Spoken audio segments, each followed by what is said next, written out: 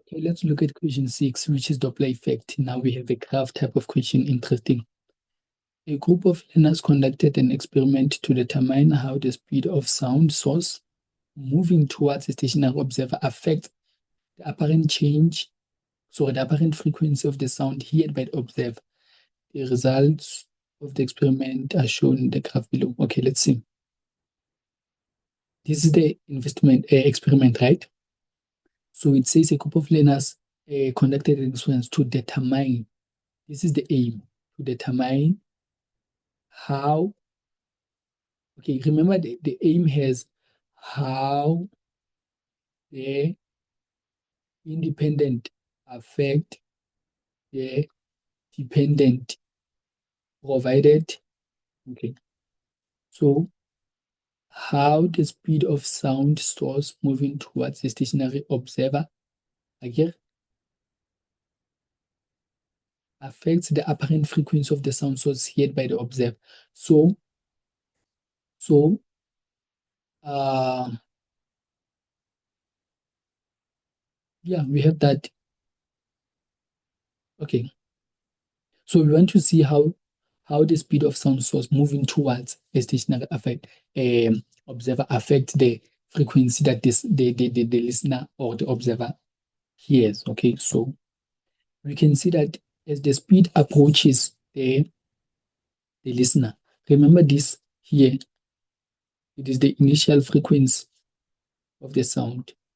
So this is the frequency of the sound, and then why? Because can you see the speed is 0 here? So it's just the speed of sound. As now the speed increases, now we are determining how the observer detects the change. Okay. So we can see that as the speed increases, this is not the speed of sound. This is the speed of the sound source. As it is moving towards the this from here to here, the frequency of the listener, it increases. So yeah. State Doppler effects in words. So the Doppler effect in words, you say it is the apparent change in frequency of the sound detected by the listener, because the sound source and the listener have different velocities relative to the medium of sound propagation. Or you can say an apparent change in observed frequency as a result of relative motion between the sound source and an observer. Depending on how the teacher wants you to answer the question, write down an investigative question for this experiment. You need to identify your independent variable plus your dependent variable plus your constant or controlled variable. So now you need to include all those three on your experiment. You need to include, so on your investigative question, you need to include all those three. Okay? So you can answer the question by saying, what is the relationship between the speed at which a sound moves, okay, and the apparent change or the apparent frequency detected by the observer? Can you see what is the relationship between the speed at which the sound source moves and the apparent frequency detected by the observer? Now, let's go back to the aim. So the aim is to determine how the speed of the sound source moving towards the stationary observer affects the apparent frequency heard by the observer. So can you see when you go to the question, we are asking ourselves, what is the relationship between those two? The speed at which the source moves and the apparent frequency detected by the observer, provided what? The controlled variable, if the speed of the sound in air is constant. Okay. Remember I said for the investigative question, you need your independent, dependent, and the controlled or the constant one. And then 6.3 says, use the graph to determine the true frequency of the source. Well, they just want you the frequency of the source. Frequency of the source, it is just here, initially here. So it's how much? Let's try to zoom that. So if this is 150, 160, 170, 180. So 180 hertz. Just you knowing how to interpret your graph. 180 hertz. And then they say use your graph. Use the results of the experiment conducted at a source speed of 100 meters per second to calculate the speed of sound in air, blah, blah, blah. Oh, okay. So we have F, L, V plus or minus Vn, V plus or minus Vs, Fs. Now we know that frequency of the listener at 100 meters per second, we need to find that. At 100 meters per second, let me assume that we need to find at 100 meters per second how much is the frequency of the listener. So the frequency of the listener is going to be how much?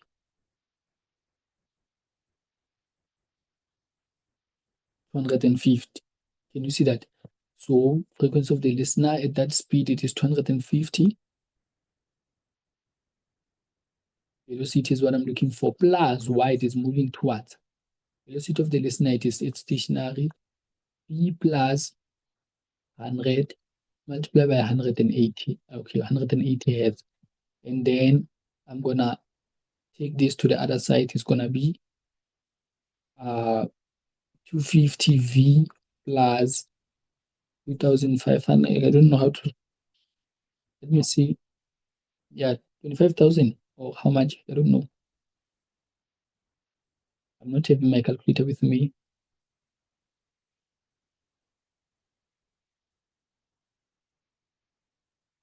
Yeah, okay. And then it is equal to V multiplied by 180. 180 V. And then, oh, so this is V minus, right? Minus, and then this is going to be 250 minus 180. I think it's something like 70 V. Then I have 12. Okay. And then I think V is going to be 25. 7 divided by 2. I'm not having my calculator. 157.143 meters per second. So that's the speed. That's the speed. Okay, 6.5. Consider the graphs below. Okay. This one I can see the pressure. Okay. This is like that. This one, the pressure is like that, like that. As time goes on, the pressure increases. So here the pressure is like that. Okay. As time goes on, it is increasing. So, okay. When you increase the pressure, okay, when you increase the pressure, you increase the wavelength and you decrease the frequency. But if you decrease the pressure, you decrease the wavelength and you increase the frequency. So here, can you see that the pressure is greater? And then, okay, I'm going to say this one. Okay, here I can see what's happening. And then here I have, it is greater, but as time goes, it is less. So which one of the graphs best represents the graph? Okay, the wave. Which one of the graphs best represents the wave as the sound source approaches the listener? So remember when it approaches the listener. So this is the listener and this is the, let's say this is the sound source. If it is moving towards, the wavelength should be closer to one another. Okay. So we're expecting, it means our graph, we're expecting it to be something like that, to have this one, the pressure waves coming together like that. So which one is that? Can you see that this one, it is moving away because the pressure waves, they can you see the distance here, the wavelength increases, okay? But here, the wavelength decreases. And if the wavelength decreases, the frequency increases and it is moving towards. So now I'd say it is number C. I'd say it is graph C. Why am I saying it is graph C? Because as the sound source, okay,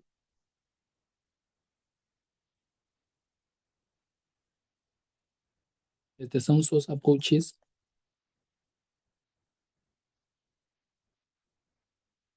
the learner. What's happening here? Okay, the listener, not the learner. Okay, were we doing the experiment? Okay, let's just say the listener. The what? The wave, the wavelength. What about the wavelength? The wavelength decreases.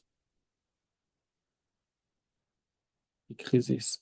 Okay, the wavelength decreases. Or you can say the frequency increases. And then what happens to the time? The time also decreases again. So you can say in the time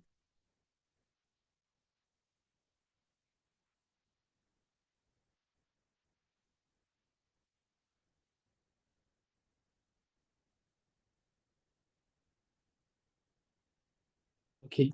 So you are telling us the rate at which the frequency it is decreasing again. So yes, as the sound source approaches the number of wave fronts approaching in the learner, the second will increase again. So it means the number of wave fronts, or you can say the number of these, the number of wavelength or wave fronts. Okay, just the number of waves increases per unit second again. Okay, the number of waves increases per unit time. If they increase per unit time, therefore it means now they want what? The frequency increases. So that's basically how we can explain that in better terms. No other way. No other way. So yeah, let's move on to question 7 and see what it has for us.